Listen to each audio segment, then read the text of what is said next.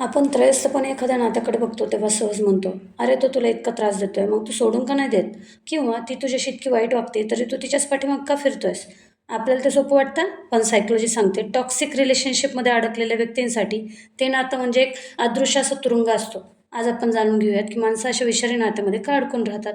पहिली गोष्ट म्हणजे इंटरमिटंट रेनफोर्समेंट. हे शब्द थोडेसे कठीण वाटतील, पण याचा अर्थ साधा आणि सोपा आहे. कधीतरी मिळणारा आनंद. समोरची व्यक्ती 90 दिवस छळते, पण 10 दिवस इतकं प्रेम देते की आपल्याला वाटतं, बघा हा माणूस पण बदलू शकतो.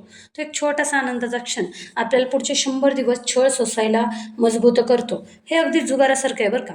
म्हणजे जिथं पुढच्या वेळेस आपण जिंकू या आशेवर माणूस सर्वस्व हरवून बसतो. दुसरं कारण आहे संक कॉस्ट फॅन्सी. आपल्याला वाटतं, मी या नात्यामध्ये माझी 5-10 वर्ष दिली आहेत, आता सोडून कसं जाऊ? आपण गेलेल्या वर्षांचा विचार करतो, पण येणाऱ्या आयुष्याचा विचार करायला विसरतो. आणि सगळ्यात डेंजर म्हणजे गॅसलायटिंग.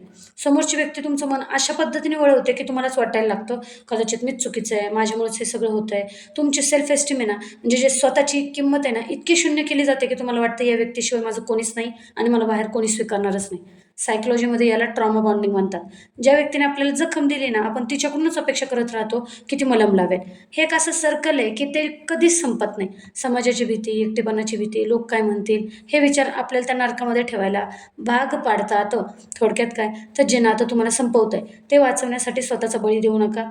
टॉक्सिक नातं हे धुरासारखं असतं, जे हळूहळू तुमच्या फुफ्फुसांना नाही तर तुमच्या आत्म्याला मारतं. स्वतःची किंमत ओळखा. बाहेर पडणं सुरुवातीला खूप त्रासदायक असेल, पण तिथंच राहणं हे आयुष्यभराचं मरण आहे. लक्षात ठेवा, रिकाम्या हाताने फिरणं कधीही चांगलं, पण हातात जळते त्रासदायक निखारे धरून जगणं खूप चूक आहे. तुम्हाला काय वाटतं? हे विचार कमेंटमध्ये नक्की मांडा.